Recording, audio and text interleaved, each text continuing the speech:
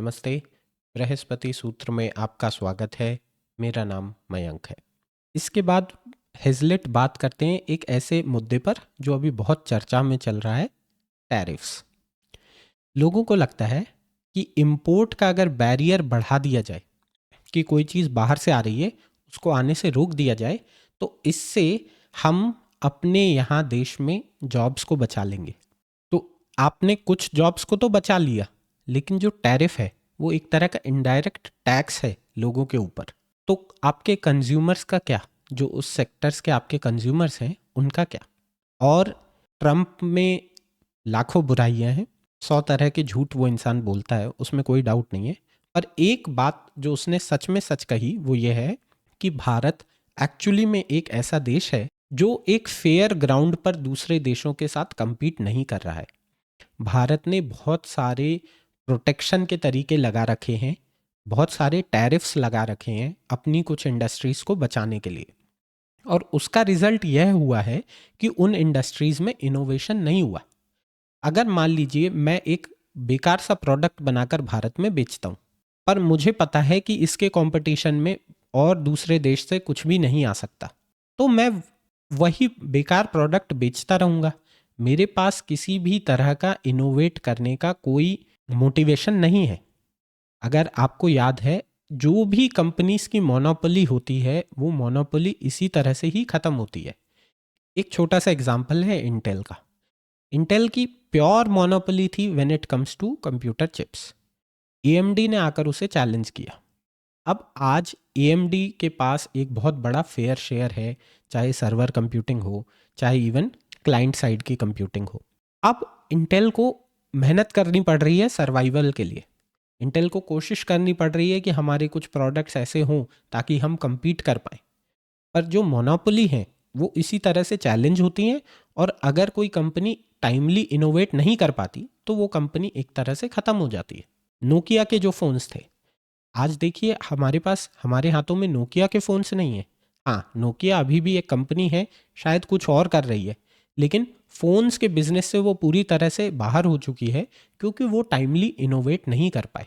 तो ऐसे ही जब आप एक इम्पोर्ट बैरियर लगाते हैं, जब आप एक तरह का लाइसेंस राज लगा देते हैं, जो भारत ने लगाया हुआ था 1991 से पहले, तो लोगों के पास कम चॉइसेस होती हैं, प्रोडक्ट्स बकवास होते हैं, और उनके लिए भी लोगों को बहुत सा पैसा देना पड़ता है। अगर आपके मम्मी पापा आपको कोई कहानी सुना सकें तो वो बताएंगे कि कैसे भारत में एक फ़ोन कनेक्शन लगाने के लिए लोगों ने 2-2 साल का वेट किया है। आज के समय में आपको एक नई सिम खरीदनी है, आप बाहर जाते हो, नई सिम खरीद लेते हो। आप एक ऑपरेटर से खुश नहीं हो, आप अपने सिम को पोर्ट करा लेते हो, क्योंकि आपके पास इतनी सारी चॉइसेस हैं। और इन सारी कंपनीज को भी एक तरह से इनोवेट करते रहने की ज़रूरत है।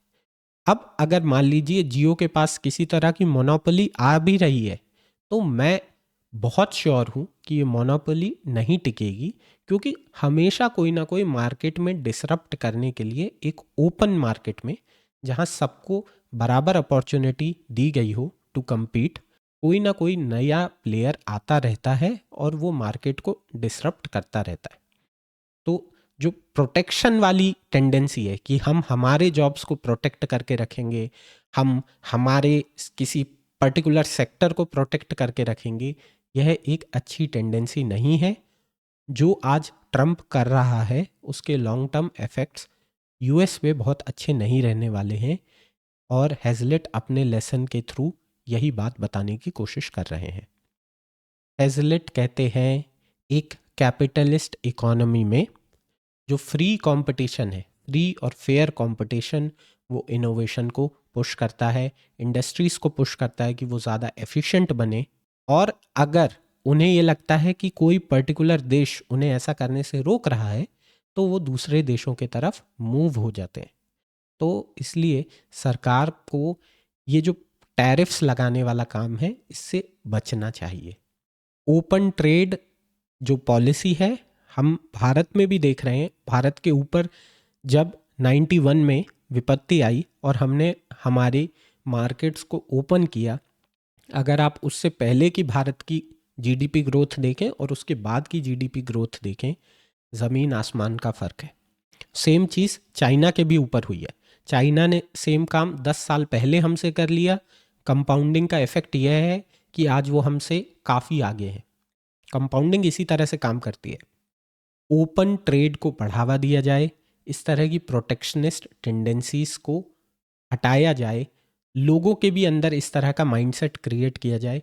हेजलेट अपने लेसन में इसी बात पर जोर दे रहे हैं। और एक बहुत अच्छी लाइन हेजलेट ने अंत में लिखी हुई है, कंपटीशन से सबको बचाना इम्पॉसिबल है, और अगर आप यह कोशिश करते हैं तो एंड में हर व्यक्ति पहले से ज़्यादा गरीब हो जाता है। तो कंपटीशन को फलने फूलने दें। फ्री फेयर ओपन मार्केट, ये अगर आप समझ जाएं कि ये सबसे अच्छी चीज़ आपकी इकोनॉमी के लिए हो सकती है, तो यह माइंडसेट ना सिर्फ आपको बल्कि सोसाइटी को और उसके अंत में देश को, सबको फ़ायदा देगा।